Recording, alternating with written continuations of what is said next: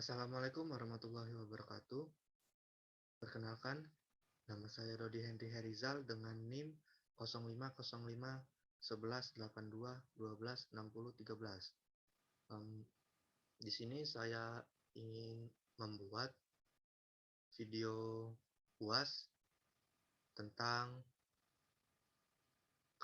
tentang reaksi dari kasus-kasus yang pernah terjadi di Indonesia dan dikaitkan dengan salah satu materi yang pernah saya pelajari di MK Pancasila. Untuk kasusnya di sini saya mengangkat kasus korupsi bansos yang dilakukan oleh mantan Menteri Sosial kita, Juliari Batubara. Baiklah, tanpa lama-lama, di sini saya langsung saja masuk kepada materinya. Pada 6 Desember 2020, KPK menetapkan mantan Menteri Sosial Juliandri Batubara sebagai tersangka kasus dugaan suap bantuan sosial penanganan pandemi COVID-19 untuk wilayah Jabodetabek tahun 2020. Penetapan tersangka Juliandri saat itu merupakan tindak lanjut atas operasi tangkap tangan yang dilakukan KPK pada Jumat 5 Desember 2020. Usai ditetapkan sebagai tersangka, pada malam harinya Juliari menyerahkan diri ke KPK.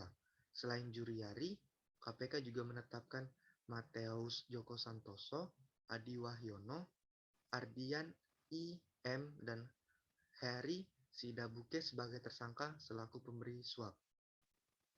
Menurut KPK, kasus ini bermula dari adanya program penggandaan bansos penanganan COVID-19 berupa paket sembako di Kemensos tahun 2020 dengan nilai sekitar 5,9 triliun dengan total 272 kontrak dan dilaksanakan dengan 2 periode.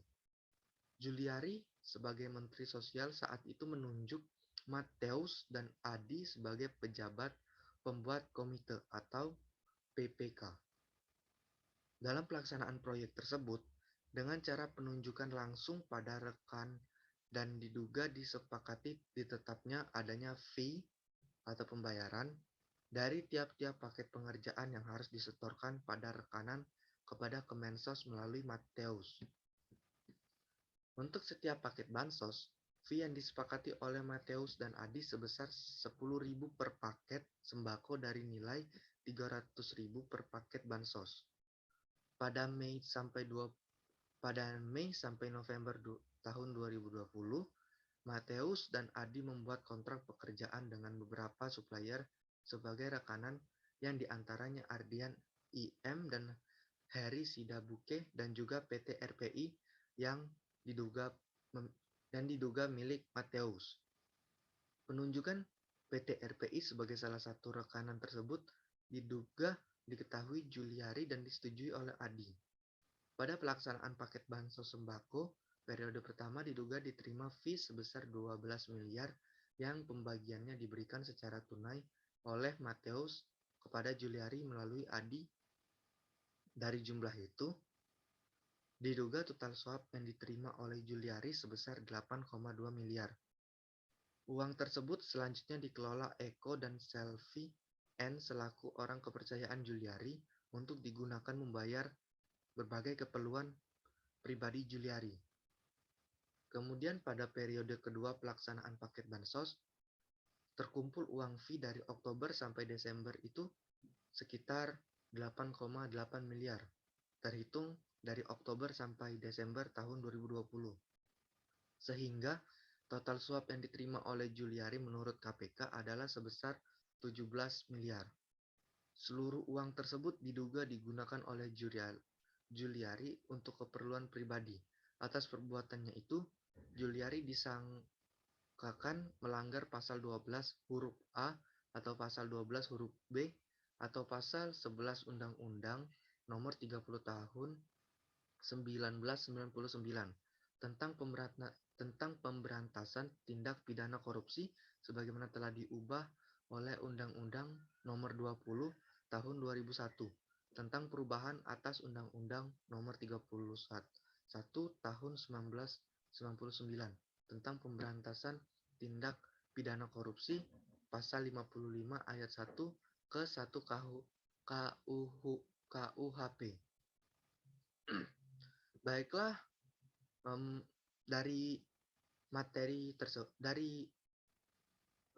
kasus tersebut dikaitkan dengan salah satu materi yang pernah saya pelajari, yaitu Pancasila sebagai paradigma kehidupan bermasyarakat, berbangsa, dan bernegara.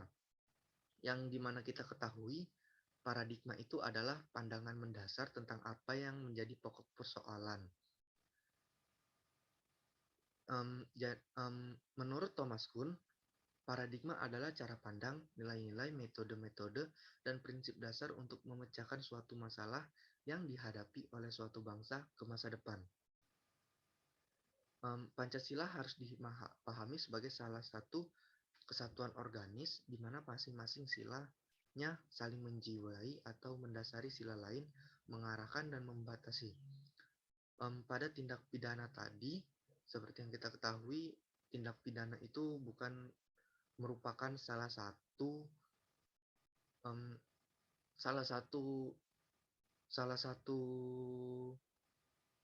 praktek yang tidak mendasari pada nilai-nilai Pancasila.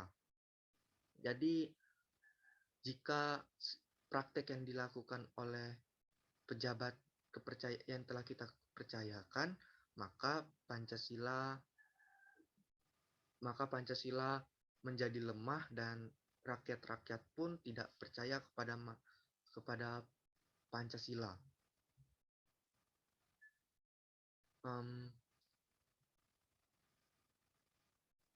Jika hal ini terus berlanjut dan tidak ada penanganan tegas terhadap praktek-praktek yang tidak pantas dilakukan oleh para pejabat negara kita, maka Pancasila sebagai paradigma hidup bermasyarakat, berbangsa maupun bernegara mustahil untuk dapat diterapkan.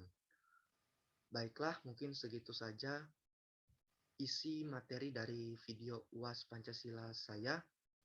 Sebelumnya saya mohon maaf kepada Ibu Lisa jika terdapat banyak kekurangan pada video ini dan materinya tidak lengkap atau ada yang salah, saya mohon maaf. Kepada Allah saya mohon ampun. Wabillahi taufiq wal hidayah. Wassalamualaikum warahmatullahi wabarakatuh.